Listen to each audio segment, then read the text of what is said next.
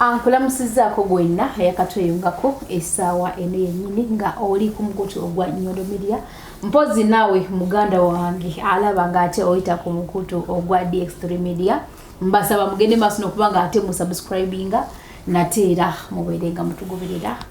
mumanye ebifaanano eno mu UAE entakera. Olunaku mulindwa lwe luno era nga abakulu tubayina mu studio zaffe DX3 Media, Nyondo Media era tugenda kusooka kubanga ate atubasoyasoyayo ku bibuuzo ebitonotono olw'ensonga nti abantu gye bali eyo bayideyidde dda nate era baagala okumanya kipya kye kubanga twabayina ku bana abakulu nga sinnasabukanye muganda wange kansooka ate mbawe akakisa okubanga ate batubuuzaako batweyanjulire gwe wena bayita bamanyi nenga kimanyi kiteri atabamanyi Jebali. Nyumidwa nyaka gamba byotadde mu preamble gyokoze bantu bayideyidde. Kigambo okujjula. Kale nno bamma abalabi ba Nyondo Media abali ku DX3 Media fetubandiza tuli UAE United Arab Emirates Mbaziira Tonny ne Ssuuna Ben tubaletedde ndongoye ebinyanya. We are here. Nange nembala musako abatakada abatakansi baseruganda abagala abakona ab'emikwano mwenna abali ku mukutu gwaffe guno olunaku lwaleero Nyondo Media eranga na bulijjo wetuyingirawo wano tubawutowa naffe vu era tulina n'olw'ensonga eyo mikwano gyange ensonga esinza okutuleeta wano mugimanyi bulungi nnyo yandongo ya binyanya era ensonga lwaki omukyalo ono atwaniza tubalamusizzaako bannange mugyebale mugyebale bannange mugyebale tweyanziza nnyo tweyanzege bannange ndowooza wakayitawo oba omwaka guweze omwaka tegunnawera naye nga gugenda kuwera buli muntu ali yagamba abaana bali akati ne abaana bano nga bali blessed nnyo buli woyita bagamba abaana bali kati kyenye ekibalimu buli njo sikimanyi tulina blessed bwe tuba tuli blessed tukitegeeredde wano nnyo wali eddala okubeera nga tuli blessed nnyo wow. Anyway nga wembagamye endowooza omwaka tegunnawera twali ate mudungu desert safari. So twanyumirwa nnyo era buli mwana kiyajja expecting nga kyakola kyeyafuna n'okusingawo kati basigalamu muli akantu yensonga lwaki nti omukulu Brian Events yasalawo n'agamba abantu baneeno kubanga abaana abamu balemererwa okugenda mu ddungu kubanga wali walako akatemerero kaaliwo abala bali bye batyayo nga muki nga mu ddungu so akadde kano olwokuba nti akafo kali kumpi nnyo tuli mu kibuga wakati kali safe nnyo mu kibuga wakati bwetutuuka mu byentambula omwana alinya ka metro ava wali intabili nga tusewa n'abamu bagenda kutambuzaawo bigere kubanga mu kibuga wakati Matrix African Club nsuubira nti buli omu asobola okutuukawo mu bwangu ddala mu kaseera mpawe kaaga oba ogyesoze nga disiki ekwata akati kakati mbadde mpita ayita eyo nga bagamba Nyondo ekibu tukola ki tukira mu kiranze ne kuli mwakikola ki mwakiraga tukola ki ne tujja naye ebintu ebisinga obungi twabiraba kye twatusuube twakikola ki twakifuna naye ate this time around tugenda kulaba kipya ki oba tugenda kulaba the same thing twalaba the other time kipya kyaba kibagenda okusuubira this time around omanyi abantu baffe luli the mere fact nti show ya luli yali wala mpulira ndowooza nti abantu bangi balemererwa okujja waliwo abatajja newankubadde twafuna abantu nga bangi but I know so many missed out based on the fact nti show yali walako okuva n'ekibuga so this time around nsuubira abantu bagenda kuba bangi era mujje nga muli bangi show ya lunaku lwaleero ku lw'omukaaga so mutambule mujje ffe tweteeseteese of course ebyaffe n'ekibifudde okubanga bigenze wala nnyo okuva mu ggwanga gye tuwangaalire Uganda nti tubadde tugezaako buli kadde okubeera innovative tubadde bayiiya nga tulina ebintu bingi byetwongera mu ndongo yaffe n'engeri gye tugikubamu so tebasuubira kye baalaba last year tulina ebintu bingi byetugenze twongeramu ffe tulina ebintu bingi byetugenda tubawa n'engeri gye tukola byetukola to making sure nti execution eyaffe ebeera always different tugiwa a very very fresh look each and every time lwe tulabikako eri abantu baffe so mujje nga musuubira the whole vibe ebintu bingi byetuzze nabyo so kyolina okukola wali badde wasasudde eddaddira mu 100 sente ezo ntono nnyo ku bintu byetubaleetedde so Brianna Events tugyeyanza bweyanza okuba nti yagenze e Kampala yalonzeeyo ffe Mbaziira Tonny ne Ssuuna Ben mu ndongo y'ebinnyanja bangi nnyo gye bali naye munnange abantu baagala byaffe Kino kasigende omukulu Ben nabadde mpita ayita ku DX3 Media nensangayo ka comment omwana nayebuuza n'agamba wetubeera Uganda eriyo emiti egimala era tunyenye emiti tukola ki tunyenye emiti naye wano watali miti abaana mugenda kuba advising kukozesa ki tulabye nnyo tulabidde ddala situmalina kyakola naye oba muli tuyizayo ku miti gya plastic kubanga eno miti gyo gya kaweerege gyakekwa naye nga mu byonna gwe buli kyowulya kyosobola okubeera ng'owanika buli kyosobola okubeera ng'owanika jangu nakyo tukikwate tukiwanike mu bbanga vibes kwatire ddala amaanyi kyonna kyobulya kyosobola ne bwoba olina kakyalako nga katini gwe jangu nako okakuumire mu bbanga abaami abadde tebannakalaba nga kali wansi baketegereza bulijjo akakyala kano kale nno byebyo naye nga bingi nnyo bemulaba ku social media kubanga yo social media bingi nnyo ewambye nnyo bingi nnyo bemulaba ku TV n'ebimuwulira ku radio ddala mu butuufu nga tukoze ebyafaayo endongo gye tukubiddeeyo ne mulengera nga abantu bawanisa emiti munnange bibeera bya ddala abantu babeera bagiwanikidde ddala waliwo abakyalowooza nti kyeka software abayaye batuuka eyo bayigiragira ebintu abantu tebeefuula abagize emiti nedda abantu emiti bagiwanikira ddala omwana agamba nti emiti mu bbanga n'olyoka olengera era ne bwe twali mu show yaffe ekyasembyeyo gundi ku makutanaawo omusajja yali atuwa ekifo n'agamba bannange emiti gyange ate nga nze wali abaana abamanyi nti no naye abaana babiwulira mu ŋŋambo ng'omusajja agambye nti nno bannange okujja mujja naye temukwata ku miti gyange tuba tuli awo ng'aliwo omuyaya ayingiddewo azene eddiiro jajja storage anti kakati nze mbadde njagala onkwasa tenna emiti nze nzije nga buli muti ngutunda lwasa nkuwayo meka tewali akkirizibwa kuyingira na muti nze njitunda ntemukandedda bireke era twaleeta fuso y'emiti ne tugiiwaawo twagijja ku kyalo bakiyita jeza eyagireeta bamuyita musisi n'ateekawo emiti nga buli ayingira nga abaka omuti gwe abaana ob'emmando awe eri mu muti guli alugiraga nendyoka nkulengerera endongo ng'olinganga azinira mu kibira bwoti n'olw'ensonga eyo byonna byonna bye mulaba bibeera bituufu nga bya ddala kati gwe jangu tukube endongo bw'otuba nga tukuba endongo n'olengera nga emmando zirinya abantu olw'essanyu epitirivu jangu obyerabireko gwe awakananga nga bakunyumiza nti waliwo wakubidde samagwe nga tojjukirawo okimanyi nti nno waliwo omuntu ava mu ndongo ne bamugamba nti kyeweekoze wakubye endongo waliwo wasimbidde omuto mu ttaka naga nze naye nga yakikoze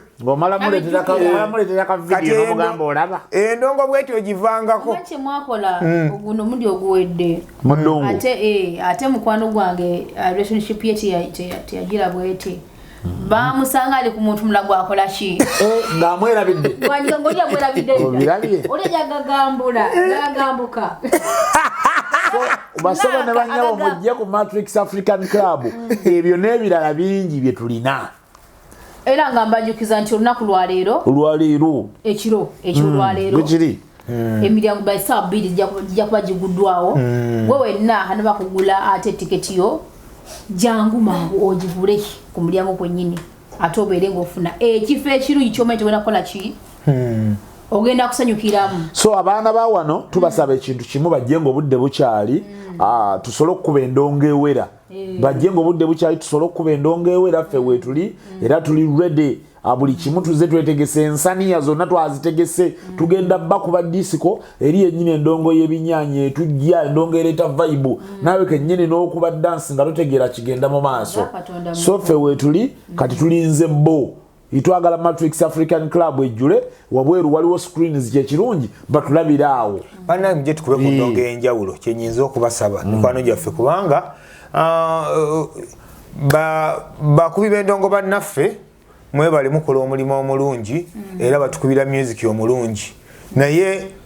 balina we bamukomya bamukuba kakati ffe ennyimba zennyini ze mumanyi ezo fateze tukwata nituzonoona wono nituzongeramu ebinzaali n'ennyanya n'akafuufu n'olyokola bensasagge n'olw'ensonga eyo tojja ng'olina by'osuubira ku byotera okulaba bulijjo bino byogenda okulaba byo birala byanjawulo nga bwe tutera okugamba nti endongo yaffe tugikuba ne tugijja ku luguudo ne tugiyingiza ettale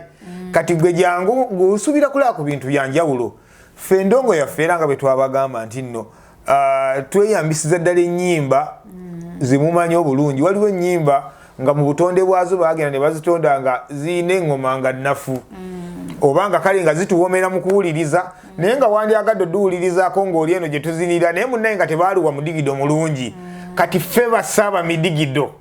ffe basaaba digido tukwata oluyimba ne tulukwambalizaamu kyobadde tosuubira n'osooka n'oyimirira namugaa kiki kino n'ogamba walaiki ekyo n'owanika omukono waggulu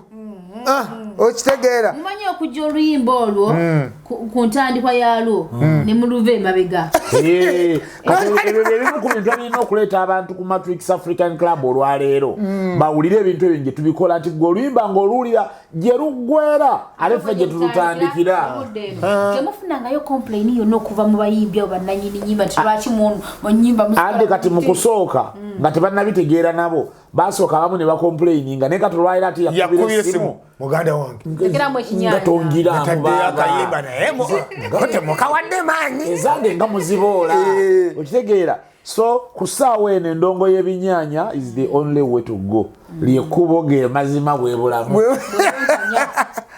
anyway tetulina abudde bungi nnyo kubanga obudde bwo buweddeyo ssaawa yakweteekateeka era nyongera obbajukiza mwe batanda bakufuna tiketi zammwe mubeere nga muzifuna mu budde oba mujje ku miryango ng'obudde bukyali mubeere nga ate mufuna etiketi zino tiketi zizino zafaananye bwe ziti n'abaana baguze tikiti bannange nezino zennyininyini ze tukutoledde engule ndabako ziriko emabega gundi namba zizo tiketi ziizo zifaanana bwe zityo ntono ddala zazigaddewo akabi kali mu kulwa ezasigaddewo ntono ddala nga bwe ngambye nti akadde tulina kangi nnyo ate nga nammwe mulina okuba nga ate muwumulamuko ndowooza ngenda kubuuzayoko ekintu kimu kyokka Mbaziira Tonny ewamu ne Ssuuna Ben bwe mutunulira Uganda yaffe eno essaawa y'olwaleero omuziki gukubiddwa endongo ekubiddwa kuva dda naye omukituliramu akaseera kano eno endongo eno ogenda mu maaso abaana bayita ku bintu ebipya oba tudda mabega nga Uganda music industry nga industry endongo mu Uganda angambe entertainment industry at large mutabani dawa art industry music industry entertainment ekuze n'endowooza erina okusoomozebwa mu bintu bingi ebyenjawulo okubeera nti ekimu ku bintu byetwogedde nnyo bya copyright ebyo tubyogedde nnyo nga lusi tebiteekebwa mu nkola tebikulaga nti bikula tebirina ebbanga lyetukyogereddeko olaba nga tekiteekebwa mu nkola kati ate ng'era n'ekirala tinafrika ennyini abakyogerako naddala abayimbi tetunnakitegeera how useful it can be oba how harmful it can be nga teriiwo so mu ngeri ez'enjawulo twetaaga okusooka naffe kennyininyini okutegeera copyright kyeki then tuleke tugenda okugisaba ne betugisaba nga bagikola ki nga bategedde naye batuuka naffe kennyini abagyawogerera abagyagala ne tutandika okweteeka mu position eraga nti byetusaba tetubikola ki tetubitegeera naye nga realistically copyright ekimu ku bintu ebigenda okutuyamba kubanga ekuyamba okuba n'obwannannyini ku biyiiye byo nobeera nga buli kiyiye ekyo gye kigenda osobola okuba okukoteeka mu nsawo kata ekyo kimu ku bikyatukuba then ekirala mukyalimu ebintu bingi nnyo ebirala byetaaga okwongera okusomesa ffe kennyini ba practitioners ffe ababikolera ddala abakirimu abali mu art ffe ba artists tulina bingi bye tukyetaaga okusoma bye tukyetaaga okwongera okumanya so ogenda okutunuulira nga mu art industry yaffe ya Uganda n'okwongera okuba nti tuli knowledgeable ku ebyo bye tuli mu kukola kikyabulamu ebimu tubirimu naye nga tubimanyiko obuntu butina okuyita kuno kungulu tetufaayo nnyo ku masteringa na kumanya na kusoma na kutegeera ati waffe ennyini gwe tulimu nti osanga omuyimbi ng'ebyaddala kyasobola eki kyalinawo ddoboozi kuyimba nga talina kirala kyonna kiri mu layini ya music kyamanyi n'osanga munnakatemba ng'oggyeko okugenda ku stage ne bamugamba ndizannya ng'omutamiivu n'akikola ekirala ekisukka awo talinaawo so twetaaga okwongera okusoma n'okusomesebwa okwongera okufuna knowledge ku ebyo bye tukola so tukyalina ebintu bingi ebitusumbuwamuko mu art industry yaffe naye ng'ebisinga oba oliawo era biri mu okuyaayaana tulina kutono nze ku lwange eŋŋamba nti nno ekimu ku bintu ebisinga okunuma mu industry yaffe kwe kubeera nti tuba twogera ku mawanga amalala nti omuntu bw'abanga yaliko star ebbanga lyonna abeera star ebbanga lyonna lyabasigazayo mu bulamu bw'ensi n'abazzukulu abali mu ddya mu bigere basigala bafunamu ebyo ebiyiiye bya jjajjaabwe byabayayiiya naye wano ewaffe wano e Uganda osanda bulendongoyo kyova olaba amalogo mangi omuntu atetenkanya nnyo buli kaseera okulaba nti nno abaawo omuntu atetenkanya nnyo okulaba buli kaseera nti akuba ekkuuli owulira ekkuuli alikuba oyo gwalengera nti nno ajja lwansonga atya nti nno bizinensi yange ekola ki eri mu ggenda kubanga wano e Uganda olunaku we lukeerera bwe ruti nga tokyalina luyimba lutrendinga bibeera ebizibu bikulabikidde bo bannayuganda tebabimanyi nti oba olina hits mmeka bo bakonsidalinga kyalwaleero tobabuulira bikadde nti bannange twayimba twayimba batwayimba e Uganda tebakola so mawanga amalala gwe bw'obanga olina olodiziwo osigala omulyako mu mbeera yonna naye wano tekiyinza kusoboka kale nno obwo obuzibu bukyali bw'amaanyi nnyo twesanga nga abayimbi baffe bambi bayimbye ne bayimba bwe bamala okuyimba wakoma okubeera ne hiiti bwati obulamu bwe bukoma notandika okuwulira mbu omusajja yakuba endongo wano bajuza ebisaawe naye nga bamugoba mu nju bakola ki bwe batyo olw'ensonga nti nno we yayimirira bwati we yakoma obwongo we wakoma obanga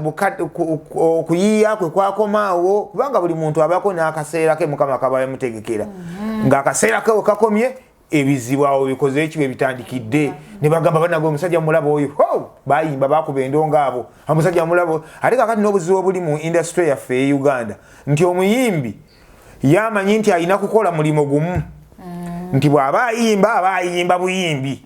batya okukola ki olw'enduulu gye babakubira oyi n'agamba bananda batya nze yabadde ku stage ng'ate ndi wali mugundi ndi mu kutunda ngatto bananda babatya nti ate nze yaguze bweti nkola babeera mu kwebikka jampa na kwekweka gwe mulimo gwokka kati n'atuuka ekiseera nga favor katonda gye yamuwa eweddewo bwe mala okuggwawo bweti n'abeera ng'asigadde ng'ali mu bbanga bwatyo ne tusigalira munyumyako so ng'ate mu mawanga amalala oli asigala afuna mu ati we n'olw'ensonga eyo ensonga lwaki byeyimu ku bintu etulina okutunuulira ennyo mu industry yaffe nti nno artist abeere wakabi olwaleero n'enkyanga wakabi nti misa kyakubya endongo ewoomye ennyo tugiwulidde nti ne bw'aba akomyawo naye olwaleero omulaba nti nno omusajja misa kyera alwana n'ajja n'agamba abange abantu mbasuuliridde nnyo okulanga akasukayo akayimba so nga kati bamisa kirwalibadde olwaleero beewumulira nadda abasajja ba fiigo baliwo ku lwa ndongo yaabwe enkadde naye era ssebo nali ndi awo nga ngenda okuwulira nga bayimbayo akayimba akapya katonda mu mbeera nti ssebo tukyaliyo tukola kitugenda mu maaso n'olw'ensonga eyo bingi industry yaffe ebadde etambula bulungi mazima talents empya ziri mu kujja tuziraba luli twalinga ku Kamiliyoni Bebe Cool Bobby Wine nga betunuulidde neera bagezezaako okubanga bakoze ne baddako Bali ne baleka ne kumijije emirala nagyo ne gijja abaana bagezezaako lwakuba era tukyalina obuzibu mu Uganda obwa bubblegum music ti omwana akuba endongo ne bagiwa akaseera bagamba linda emyezi 3 anaaba alina kyakyatugamba kituufu ng'era tekiriiwo kyakyagamba baana bangi bawanuyitiwanda ng'asabudde akayimba kaka kamu n'asigala awo bw'atyo n'abuliraawo lwa nsonga nti nno kati endongo ye Uganda obuzibu obulala bwesanga tuyimba ngombo oluwulira nti nno nti paka kuwulira bubi ng'oli asiike agamba ekigambo paka kuwulira bubi no nkijjeemu nti akasente wiiki 2 nti sikambuddemu nti akasente wiiki 2 zino era nga oli akiyiyamu akagundi awo nga kakubaayo omwezi nga kabuliraawo naye abasajja bayiyanga endongo kyova olaafa olwaleero tuddira endongo oluyimba olukadde n'ogenda oluleeta olwaleero n'olutabulamu ekinyanya endulu neevuga amatuumu ganjazikeko eno bannyabo n'osooka owulira enduulu abasajja baseetinga omutindo gwabwe ne bamala tebayimbanga bintu bigenda kuggwawo bayiyizanga ddala ekintu okumala akabanga Mbaziira nali mpulirizaako ko interview ya Bisirikirwe yali mukyala wa Kafeero n'ayogera engeri Bakafeero gye yawandiikangamu ennyimba ng'agamba nti omusajja yawandiikanga yafunanga akapapula n'awandiika obugambo bwe n'akazinga n'akateekawo ebbali bwe yali ng'empandiika ya loodi oli yagamba mbu Oluyimba lwa Dipo Nazigala yaluwandiikira emyaka 8 era kyova owulira omusajja oyo yasabika ebigambo Oluyimba lwa Dipo Nazigala mu butuufu omwenge ngunywedde naye ngumatira naye siganyiddwa mu ndabyo entamiridde eggule gwote guliiko sente beera egumala kuba oguwera ku mutwe gwe gulamuze gukyali mu malebe gwe ng'owulira ebigambo osobola biyiiza mu nnaku toyinza kumala gabikubako abasajja baatwalanga obudde ne bayiya endo kati ekintu ekiri mu kukyakanya industry yaffe yakubeera nti nno bubblegum music ayitiridde ennyimba za wiiki 2 zeziri e Uganda zegiriisa ngotula otunuulira olaba kati n'akayimba bitwazza ntanga okuyimba mu akaliga akasimonyi kazadde akaweewo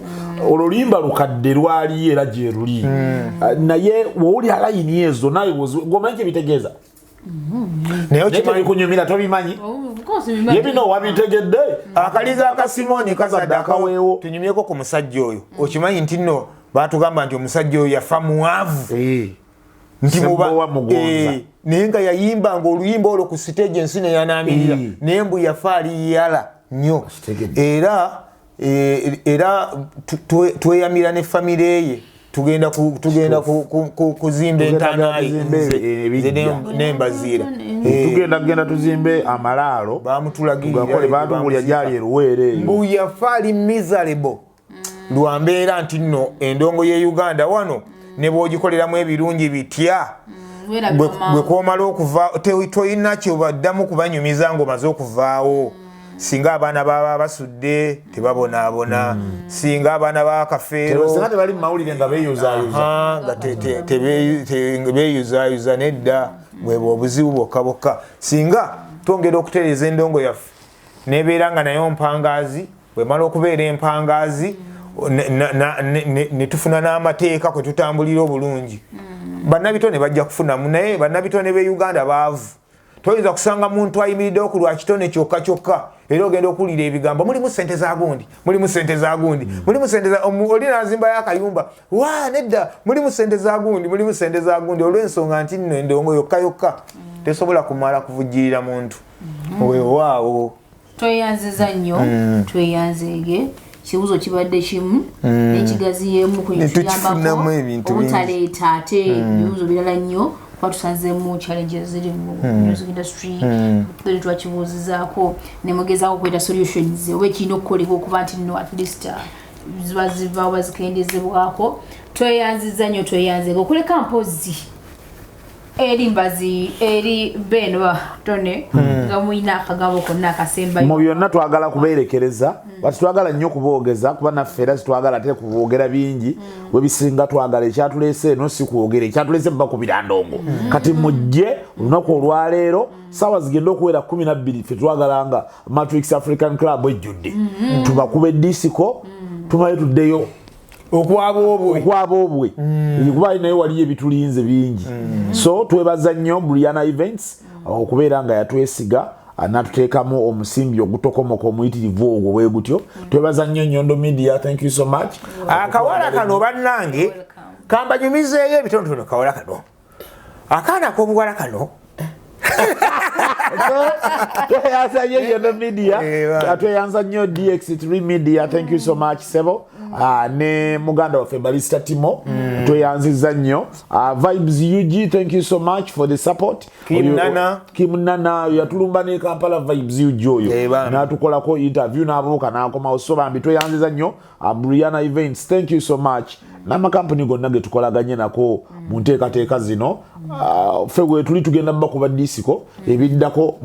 munabisanga mu katabo. Amina.